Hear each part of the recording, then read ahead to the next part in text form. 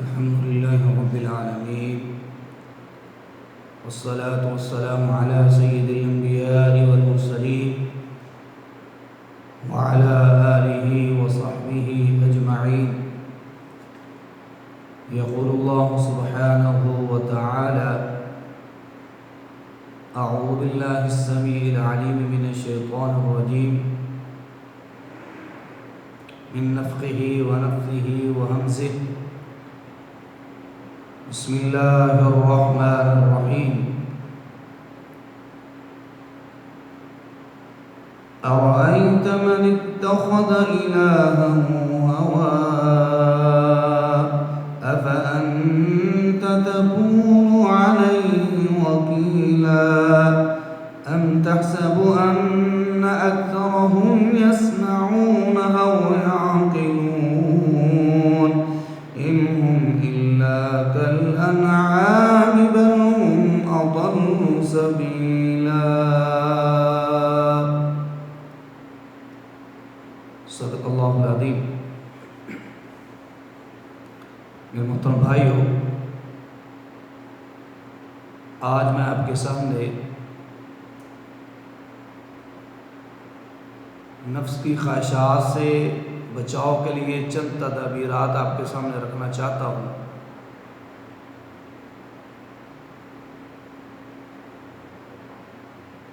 دیکھیں، دین اسلام ایک فطرتی دین ہے جو ہر موڑ پہ، ہر موقع پہ ہماری رہنمائی کرتا ہے.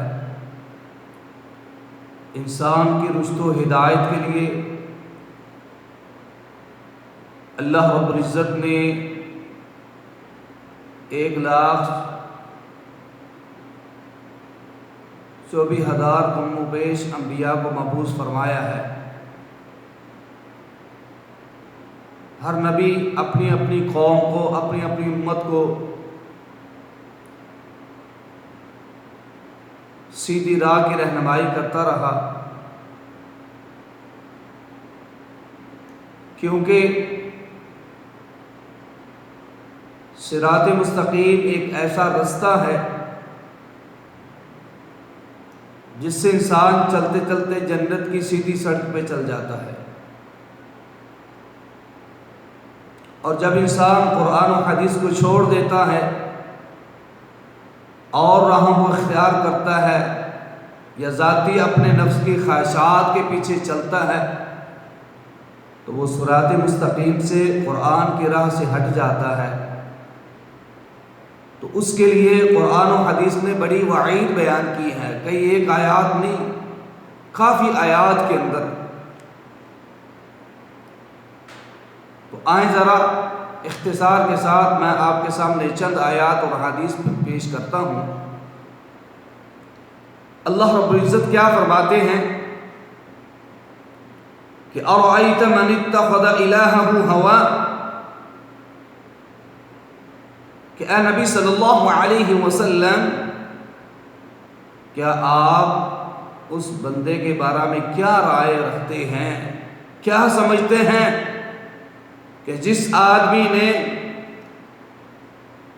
اپنی خواہشات کو ہی معبود بنا لیا ہو، اپنی خواہشات کے پیچھے ہی چل پڑا ہو، جو دل نے کیا اور کہا وہی کرتا رہا. حالانکہ انسان اللہ کے تابع ہے، اللہ کی رضا کے لیے. آپ کو پتہ ہے کہ مسلم بھی اسی سے مخرج ہے. مسلم کا معنی ہے مطیع ہونا، فرما بردار ہونا، اللہ کی رضا کے لیے اللہ کی اتباع اور پیروی کرنا.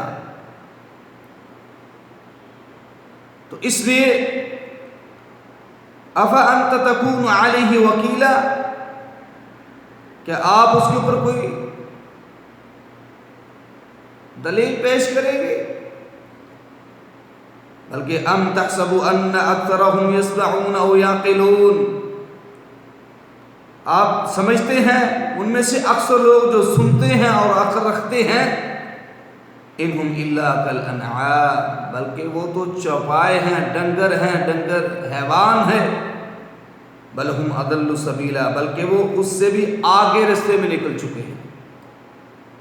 جانور پھر بھی اپنے آقا کی، اپنے مالک کی فرما برداری کرتا ہے، لیکن انسان ہی ایسا ہے جو کھائے اللہ کا، پیے اللہ کا، نعمت اللہ کی استعمال کرے اور پھر بات اپنے خواہشات کی کرے، اپنے دل کی کرے، اپنے نفس کے پیچھے لگے۔ اور اسی طرح اللہ رب العزت نے ایسے بندے کی مثال ایسے ہانکنے والے کتے کی دی ہے۔ اللہ رب العزت کیا فرماتے ہیں؟ وَلَوْ شِئْنَا لَرَفَعْنَاهُ بِهَا وَلَكِنَّهُ أَخْلَدَ إِلَى الْأَرْضِ وَاتَّبَعَ هَوَاهُ فَمَثَلُهُ كَمَثَلِ الْكَلْبِ إِن تَحْمِلْ عَلَيْهِ يَلْحَثْ أَوْ تَتْرُكْهُ يَلْحَث ذَلِكَ مَثَلُ الْقَوْمِ الَّذِينَ كَذَّبُوا بِآيَاتِنَا فَاقْصُصِ الْقَصَصَ لَعَلَّهُمْ يَتَفَكَّرُونَ۔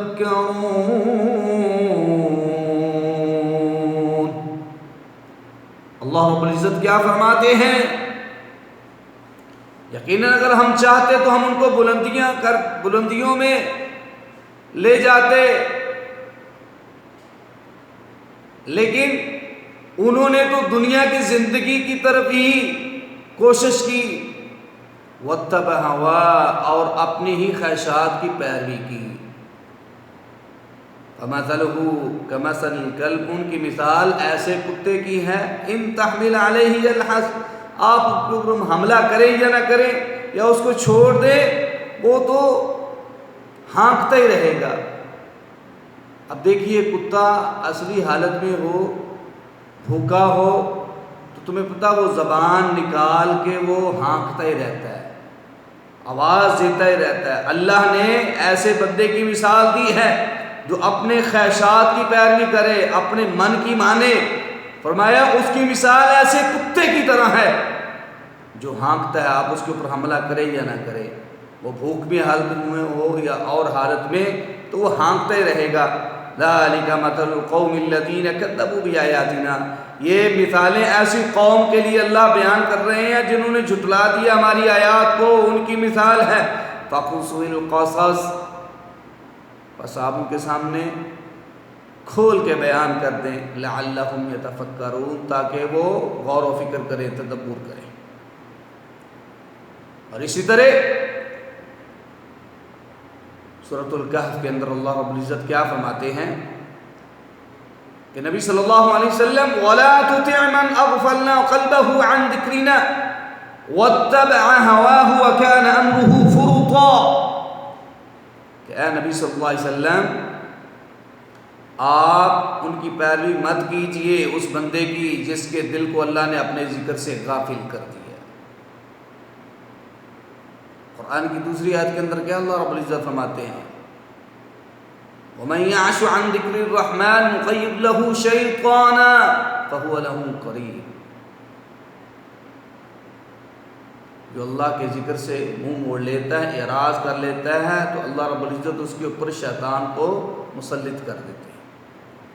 اور ادھر فرمایا کہ آپ اس کی مت پیروی کیجئے جس کے دل کو اللہ نے اپنے ذکر سے غافل کر دیا ہے۔ اور آگے فرمایا وَاتَّبَعَ هَوَاهُ، اور اس نے پیروی کی صرف اپنی ہی خواہشات کی، وَكَانَ أَمْرُهُ فُرُطًا، اور اس کا جو معاملہ ہے وہ حد سے بڑھ چکا ہے۔ فرط اگر افراط سے ہے تو حد سے بڑھ کر ہے، اگر تفریط سے ہے تو یہ اس بات کی دلیل ہے کہ وہ ہلاکت اور بربادی کی طرف ہے۔ تو گویا کہ جو آدمی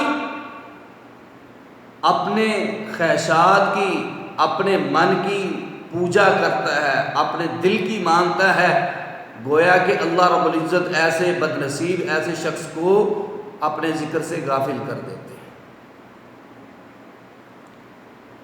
اور اسی طرح فرمایا وَمَنْ أَضَلُّ مِمَّنِ اتَّبَعَ هَوَاهُ بِغَيْرِ هُدًى مِّنَ اللَّهِ، اس سے بڑا اور کوئی گمراہ ہو سکتا ہے، اس سے بڑا اور کوئی جاہل ہو سکتا ہے کہ جو بغیر کسی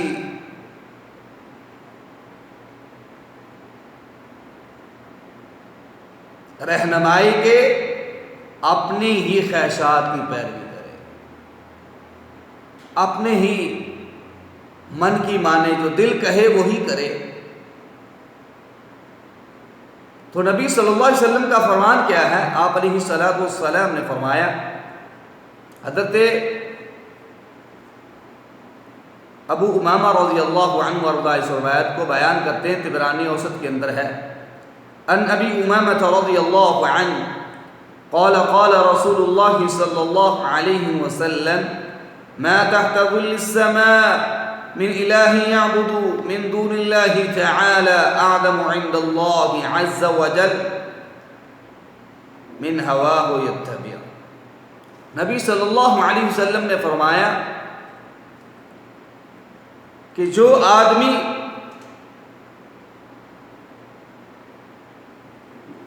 اپنے ہی من کی پوجا کرے، اس سے بڑا زمین کے اندر گمراہ کو ہو سکتا ہے؟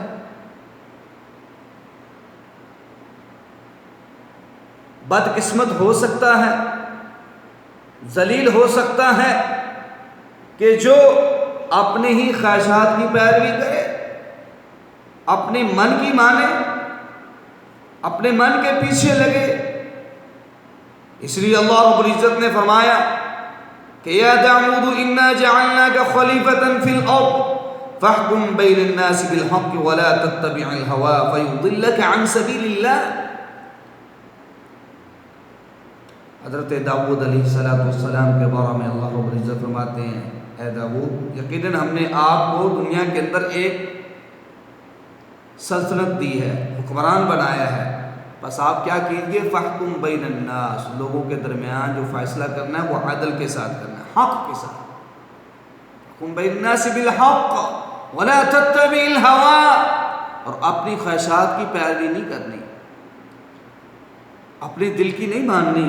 کیوں؟ فیضلک عن سبیل اللہ، یہ بات تمہیں اللہ کے رستے سے ہٹا دے گی، دور کر دے گی، گمراہی کی طرف لے جائے گی۔ اور اسی طرح نبی صلی اللہ علیہ وسلم کیا فرمایا، وَأَنِ احْكُمْ بَيْنَهُمْ بِمَا أَنزَلَ اللَّهُ وَلَا تَتَّبِعْ أَهْوَاءَهُمْ۔ اے نبی صلی اللہ علیہ وسلم، آپ جب بھی ان کے درمیان فیصلہ کریں تو اس کے ساتھ کریں جو اللہ نے تیرے اوپر نازل کیا، یعنی قرآن مجید، اور اپنی خواہشات کی پیروی نہیں کیجیے۔ کتنی بات واضح ہے۔ اور اسی طرح نبی صلی اللہ علیہ وسلم کا فرمان یاد رکھیے ہمیشہ، آپ علیہ الصلوۃ والسلام نے کیا فرمایا، لا یؤمن احدکم حتی اکون ہواہ تبعا لما جئت بہ۔ اتنی دیر تم میں سے کوئی مومن نہیں ہو سکتا، اس کا ایمان مکمل اکمل نہیں ہو سکتا، جتنی دیر تک میری لائی ہوئی شریعت یعنی قرآن حدیث اس کے ساتھ اپنی خواہشات کو تابع نہیں کرتے،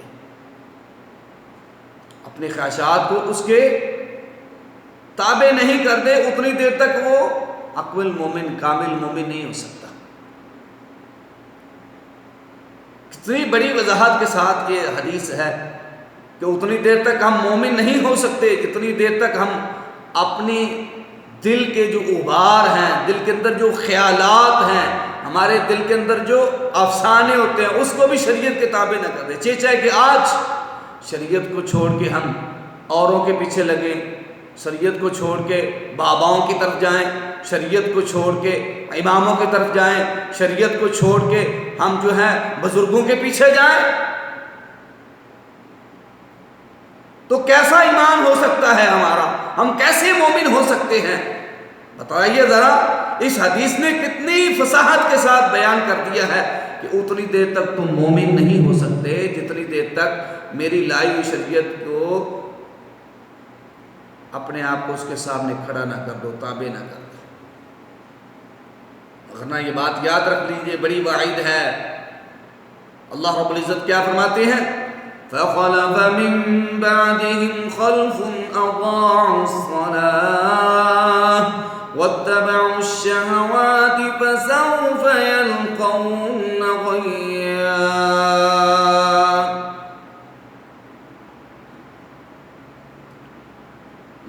ایسے پیدا ہوئے، فخلف من بعدهم خلف،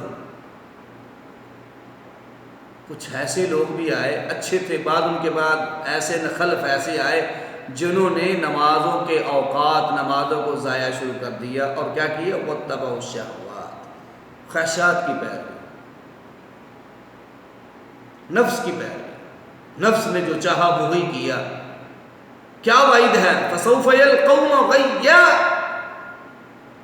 ان قریب اس کو، ایسے بدقسمت کو، ایسے بد نصیبوں کو اللہ رب العزت غی وادی کے اندر دھکیل دیں گے۔ جہنم کا یہ ایک طبقہ ہے، جہنم کا ایک حصہ ہے یہ۔ تو میرے محترم بھائیوں، ہمیشہ انسان کو قرآن اور حدیث کے تابع رکھنا چاہیے، اور اسی کے اندر خیر اور بھلائی ہے۔ جب ہم قرآن و حدیث کے تابع چلیں گے پھر ہم سیدھے رستے سے ہٹ نہیں سکتے، کیونکہ اللہ کے نبی صلی اللہ علیہ وسلم کا فرمان ہے کہ میں تمہارے اندر دو چیزیں ہی چھوڑ کے جا رہا ہوں، ترکت فیکم امرین لن تضلوا ما تمسکتم بہما کتاب اللہ و سنتی۔